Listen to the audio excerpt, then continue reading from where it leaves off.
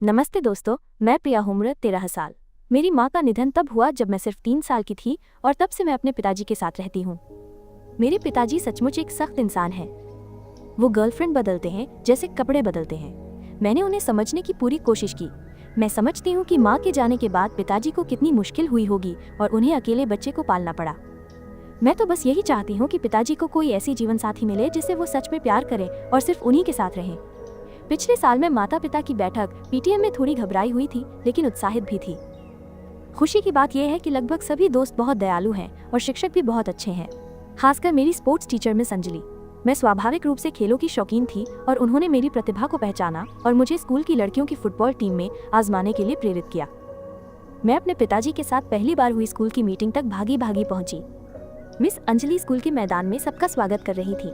वो और मेरे पिताजी बाकी सब लोगों की तुलना में ज्यादा देर तक आपस में बात कर रहे थे। मैं वहीं खड़ी होकर सब कुछ देख रही थी। जरूर वे आपस में फ्लर्ट कर रहे होंगे। पिताजी के साथ रहकर मुझे ये सब समझने का काफी समय मिला है।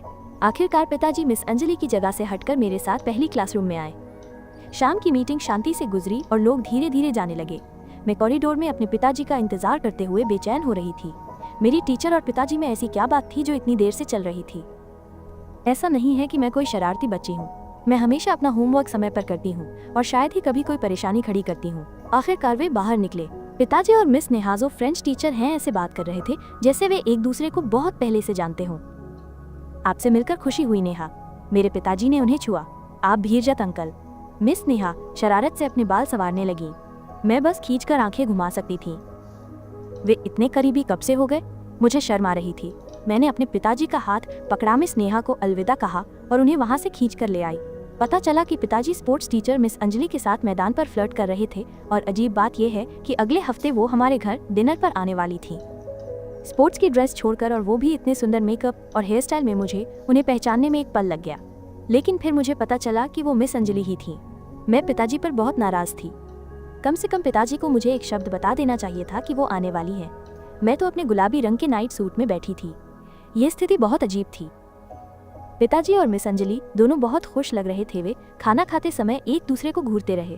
कितना अजीब था, लेकिन शायद मैं इस स्थिति का फायदा उठा सकती थी ताकि मुझे शायद कुछ घंटों के लिए फुटबॉल का अभ्यास ना करना पड़े। हाई स्कूल की पढ़ाई ठीक चल रही थी और संयोग से मुझे फ्रेंच बहुत अच्छी तरह से आती थी। मिस नेहा मेरे साथ बहुत अच्छा व्यवहार करती थी। जब भी मैं गलती करती थी तो वो नरमी से समझाती थी। एक दिन स्कूल के बाद जब वो मुझे एक वाक्य सिखा रही थी तो मैंने देखा कि उनके डेस्क पर रखा फोन बज रहा है। वो उसे नजरअंदाज नहीं करती थी, लेकिन मैंने झांक कर देखा, क्या वो मेरे पिताजी का फोन नंबर था? कैंपस से बाहर निकलते समय मैं थोड़ी देर के लिए वॉशरूम में रुक गई। जब मैं बाहर निकलने वाली थी तो मैंने कॉरिडोर में आवाजें सुनी। माफ करना, मैं अभी क्लास में हूँ। आज रात मिलते हैं हरजत अंकल। मुझे तुम्हारी बहुत याद आती है। मैं ये जानने के लिए उत्सुक थी कि वो मुझे किस रोमांटिक डेट पर ले जाएंगे। मैंने दरवाजा खोला और देखा कि मिस नेहा फोन पर बात कर रही थी। मैं वॉशरूम के दरवाजे से टेक लगाकर चौंक कर खड़ी रह गई।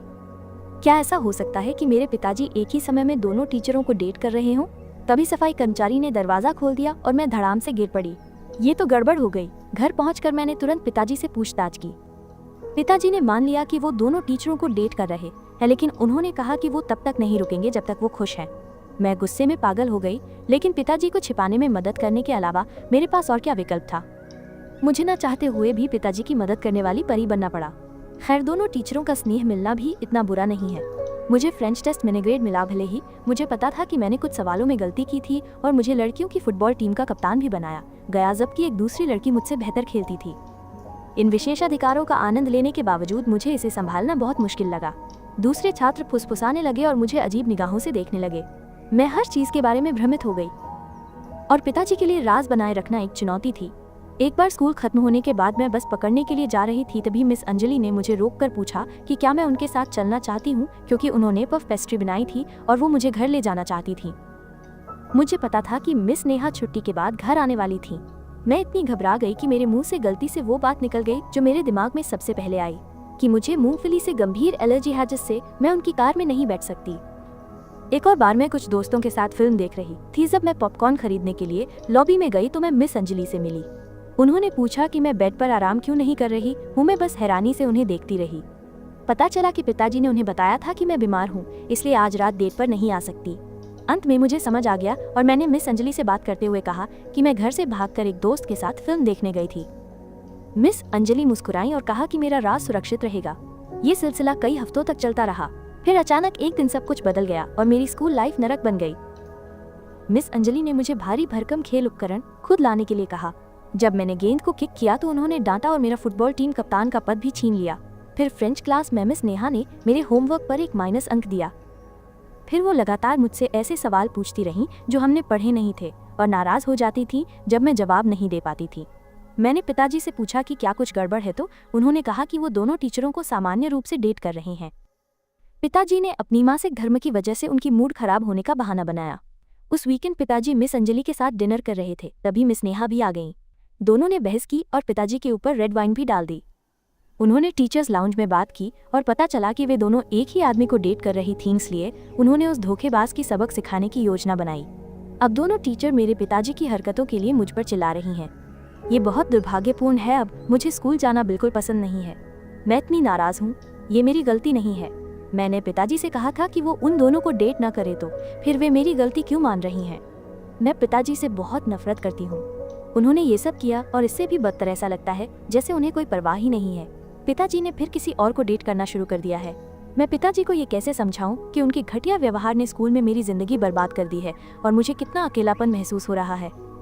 मेरी कहानी यहाँ समाप्त होती है। कृपया सब्सक्राइब करना